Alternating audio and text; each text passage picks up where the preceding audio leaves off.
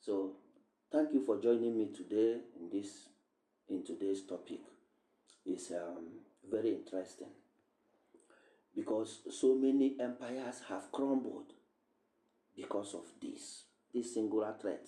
So many empires has crumbled. So many honorable men and women have fallen because of this singular threat that they failed to recognize. I welcome you. I think I'm not getting into deep. You know, when I get deep, I forget to say welcome. But if I haven't said welcome, just sitting there, I appreciate your presence and I'm happy you are joining us live. So many people have fallen prey to this without knowing. So many people, so many kingdoms, so many governments, so many institutions, and men of honor, men of integrity, women of integrity has fallen because of this. So we are bringing it to you today to make you aware. When you see those threats, you know, all along we have been treating this manipulation series, yeah? This also is worse than manipulation. It's easy. It's easy to fall. It's very easy. Without knowing it, you will fall. So, what is the topic today? The topic today is psychophancy. Psychophancy. You have had it before, presumably, and you smiled without knowing the consequence. Yeah, you liked it because you feel like it's good. You liked it. Yeah, psychophancy. Psychophancy is a big threat. It has pulled so many people down. Psychophancy. Psychophancy. What is psychophancy?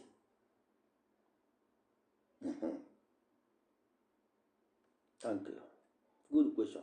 What is psychophancy? Psychophancy is telling somebody something, behaving in a certain pattern to curry favor, to manipulate them, or to make them behave in a way they ought not to have behaved. And that leads us to the next question. Who is a psychopath? Who is a psychopath?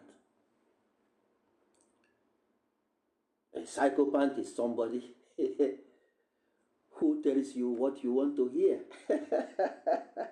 You see? When somebody is telling you what you want to hear rather than the facts, it's in the home. A psychopath is the next person to you. A psychopath is your wife. A psychopath could be your husband. A psychopath can be your brother, your sister. A psychopath can be a good friend. That very good friend who always tells you what you want to hear is him. It's one of them. A psychopath. A psychopath is not a stupid person. If you are thinking a psychopath is that idiot, you know. No. A psychopath is a smart, intelligent, young, educated, vibrant person, either man or woman. This person knows how to read the room temperature. If this person enters into your environment, he knows the first thing to say to you to get you. That is a psychopath, my dear. I want to open your eye today so you can know it. Know one when you see them. You probably have met them yesterday. You probably met them 2 days ago. fact, you have met one just moments ago. So, but you didn't pay attention. Today I'm opening your eyes so you can pay attention to such a psychopath. A psychopath reads your mind. It's like a clairvoyant who knows what is in your heart. A psychopath can never be wrong. He hits at you, you get flattered. You laugh your heart out. In fact, without knowing it, you will begin to miss that person. You will begin to miss a psychopath without knowing it. Because everybody will be going in one direction, saying a different thing. But this psychopath is always the one who brings you to calm, who pours the water into the fire, makes you come alive, makes you feel wanted, makes you feel important. Is that clever? A psychopath is that clever. That's why it's important. You know them. In the eye of a psychopath, you can never be wrong. That is why it's so difficult. That is why it's so dangerous. Because we say in Africa that when you praises the fly, without knowing, this fly will follow to dance with the coffin, dance with the dead body, dance until he goes into the grave, buried with the psychopath. So you see, that's why it's very important, yeah, that you know all this. When you see a psychopath, you know them because they are rare. You get me? They are very, very rare. If somebody now comes to you and tells you those things that others are not telling you, how does that make you feel? You feel important. Yeah? You feel very important because, sure, they are not a threat to you. They're telling you those good things so that you are happy. You get? In so many institutions around the world, so many companies has collapsed when there is fire on the mountain, when they should have acted. No. Somebody is telling them you are doing great. Somebody is telling them you are the best thing after butter. How could we have gotten to this point without you? In your everyday life, you find them. That's why it's important I'm bringing it to you today. So, psychophancy is not being merely politeness. It's not just innocent desire to be liked. They don't want you. You're not doing it for you to like them. It's going somewhere. Yeah? It is a deliberate act or habitual sacrifice of truth on the altar of access. This person knows that it's difficult to get you. How do they start? They come with flattery. They will start flattering you, telling you good things about yourself. And then you will start to think, oh, why didn't I see? Where have you been all my life? Have someone ever told you that? Where have you been all my life? Where weren't you here yesterday? Because this person made you feel so good about yourself. I'm not saying that people should not be commended when they are good or having a compliment when you have done well. No, that is on the contrary. It's a different ball game here. That your friend who always calls, or who, when the chips are down and you meet them, Instead of telling you the truth, where you have gone wrong, he keeps telling you those sweet things about you. It's always about you. Be careful. That person can push you to death. Those praises, those songs and praises he's lavishing or she is lavishing on you, it's not for your own good. It's to bring you to that corner where you do not know that there is a pothole in front of you. I will tell you a short story. A very short story. A very good friend of mine. I always talk about me, my experience, so that you know it's real. I wouldn't tell you something that happened somewhere. Do you know why? Experiences is what prepares us for the future. And the time we undergo these experiences, we hardly recognize them, not knowing that God is using it to prepare us for the journey ahead. So many of the experiences I have had in my life, I am not that too old to have had them, but God has exposed me to them, to those situations, to those experiences, to make me a better person. So that when things confront me, I just go back to my toolbox out of those experiences and pick something. For one or two reasons, friends and relatives, I am privileged that people call me and share their life situations with me.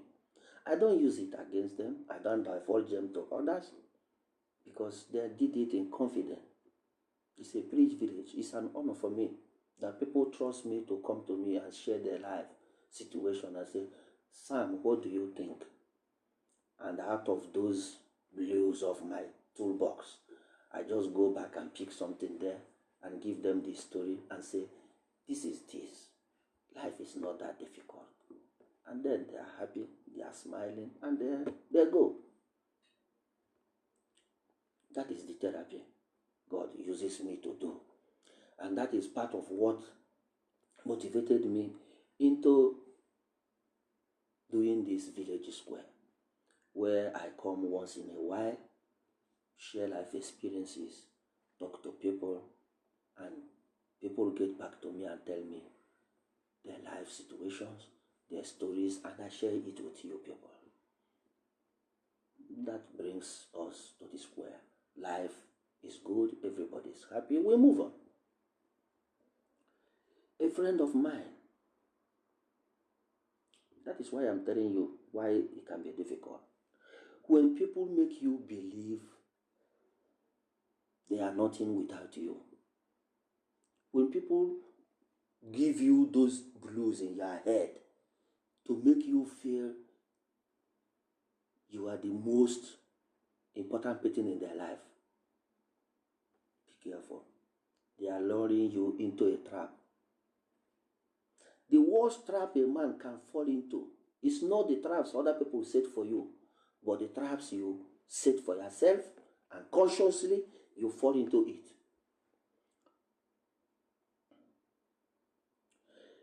This, my friend,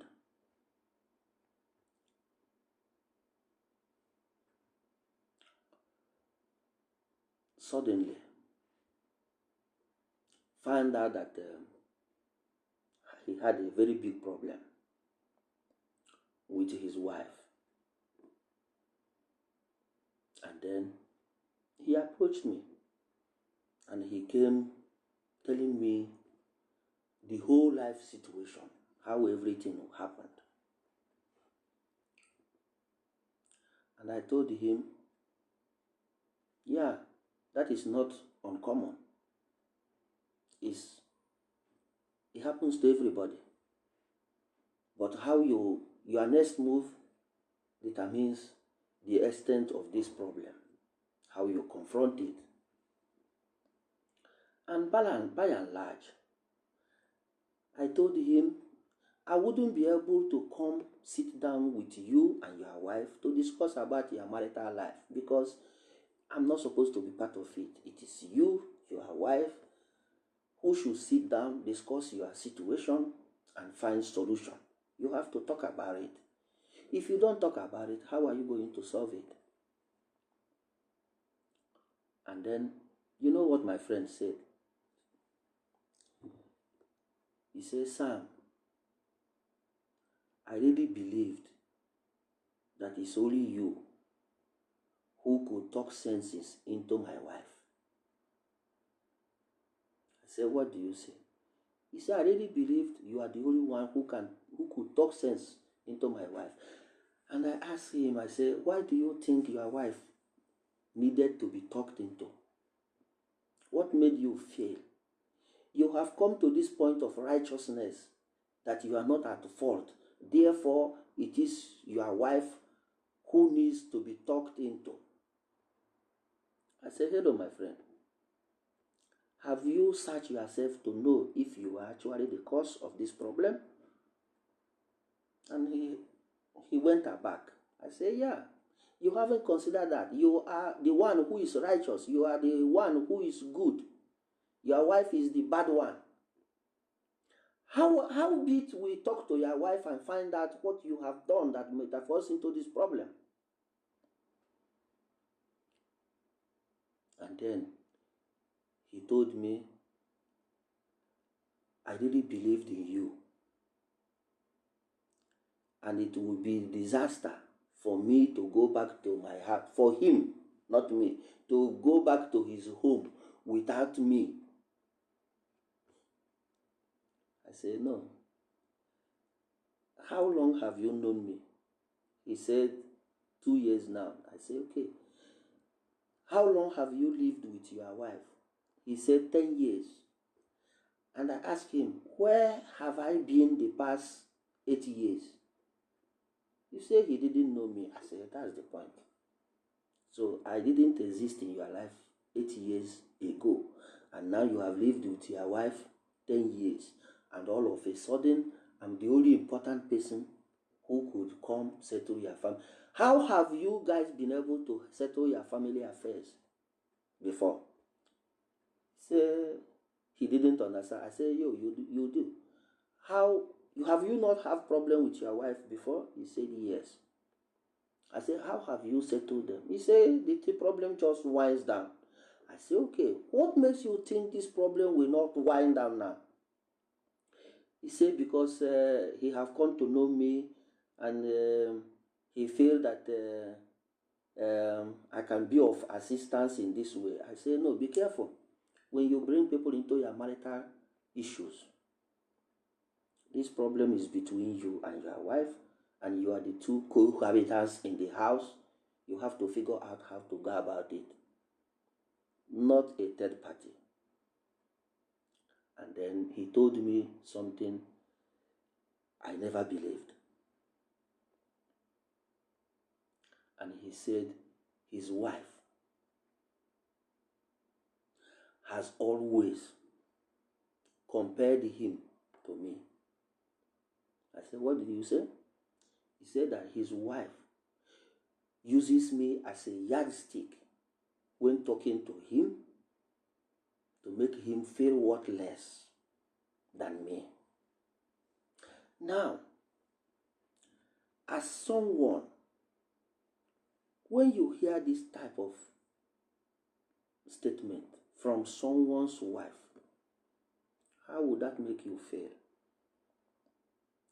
Some of you will be happy that you are now a yardstick for which his wife measures him. Some of you will be happy and you jump up because now you are the Dalai Lama, or you are Mandela, or suddenly you become the Archbishop. No. That is why I'm bringing this topic, psychophancy. When people tell you what they want to hear, what you want to hear, to make you do something you don't intend to do, or to make you go an extra mile. This is just a short example.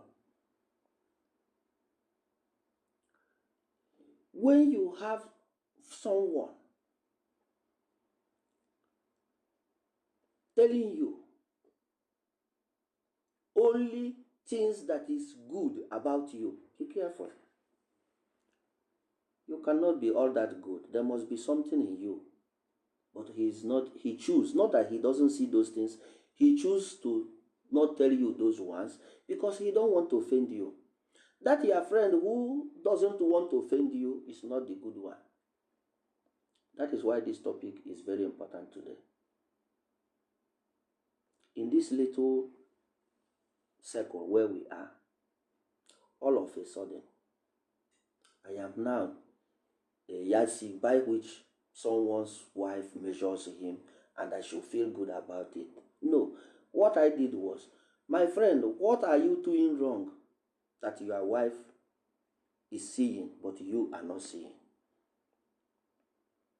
And he said he doesn't do it. I said, no, you can't be 100%. There must be something you are not seeing. And I am the only dissenting voice should be me, not somebody else. Sometimes we walk into a room, we forget to read the signs. It's always good to read the room temperature. When you walk in a room, read the room temperature. Look everyone at the face so that you can have a better understanding what to say, what to do next. The problem is these days, we are all locked in ourselves that it is only us that matters, not other people. Because we want to be the center of attraction. Being the center of attraction makes you feel alienated to the other people. Because you just want to be the center of attraction. And you are not paying attention to the potholes that are around you, that people intentionally are digging in for you to fall into. Let us take the governments of the world, for example. You have a president, you have a governor, you have a mayor. While there is crisis, this mayor, this president, the governor does not pay attention because he hears only one voice who tells him that everything is well. But you have 1 million people who are saying otherwise.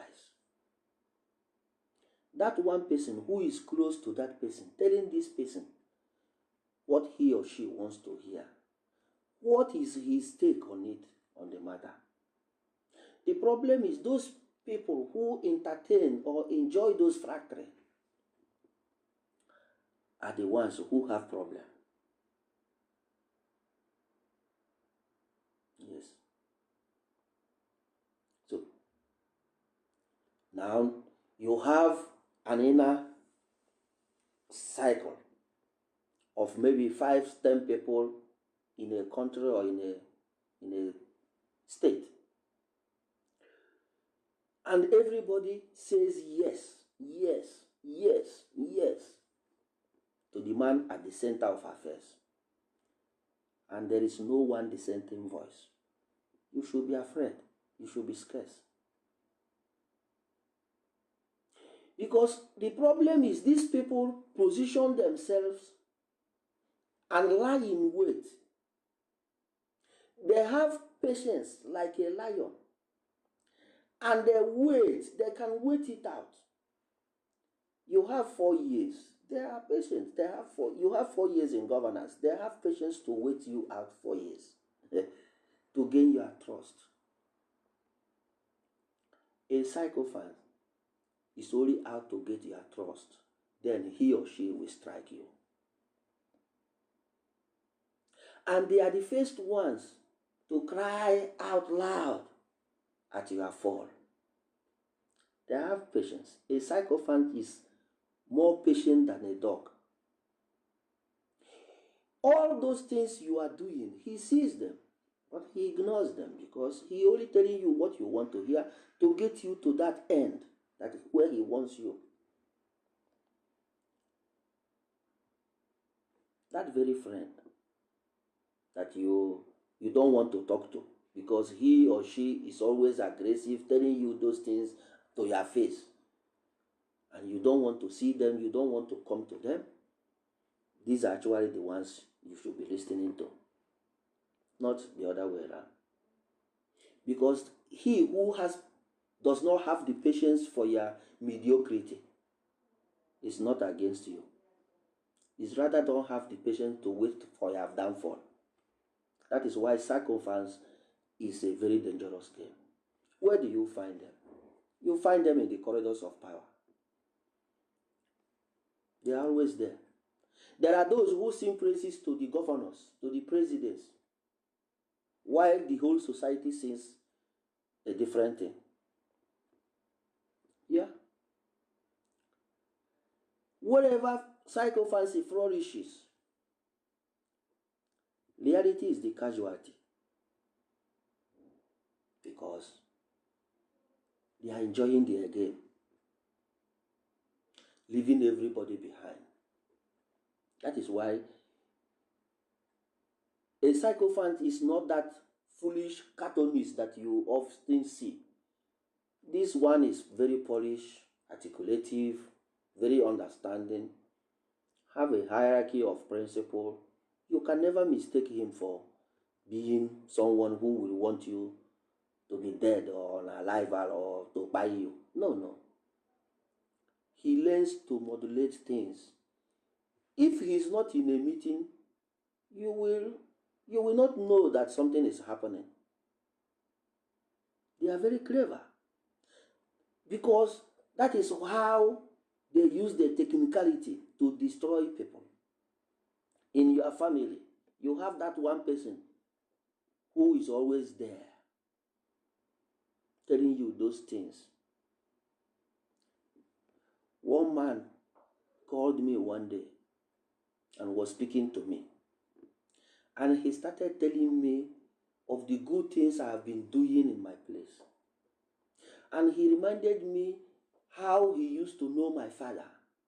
How my father used to be this and this and that and that. And I was smiling. And at the end of all the things, I was waiting for him to finish. You know what he said?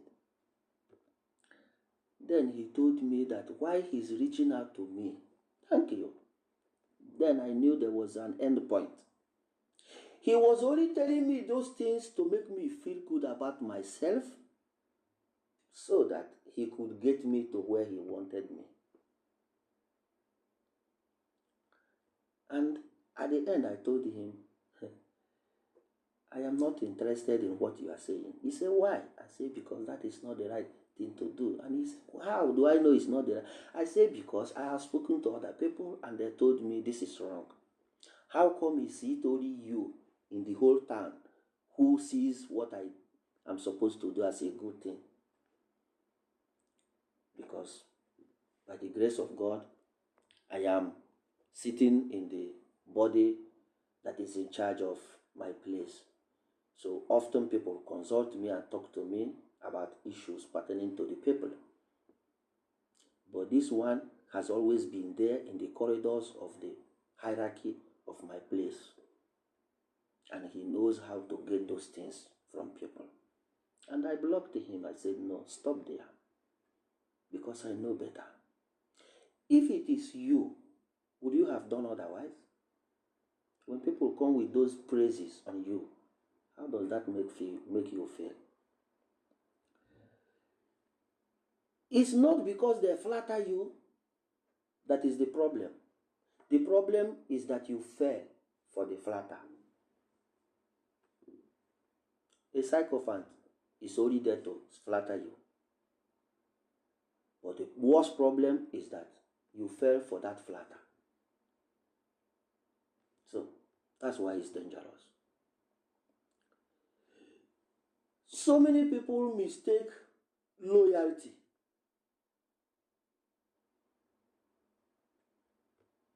applause and wisdom and the absence of challenge. Nobody is confronting you. Everybody is saying yes to you. And then you misplace it that everything is okay.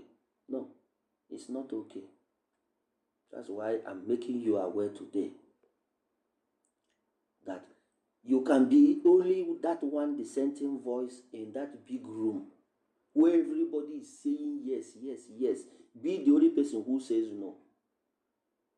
And when people come to you and start telling you all those things, stop. Call the person to order and say, I am not here for this. I'm not cut out for this. Be careful when everyone agrees with your opinion. Yeah? It is easier. Yeah? The truth is safer than flattery words. To know the truth is always safer.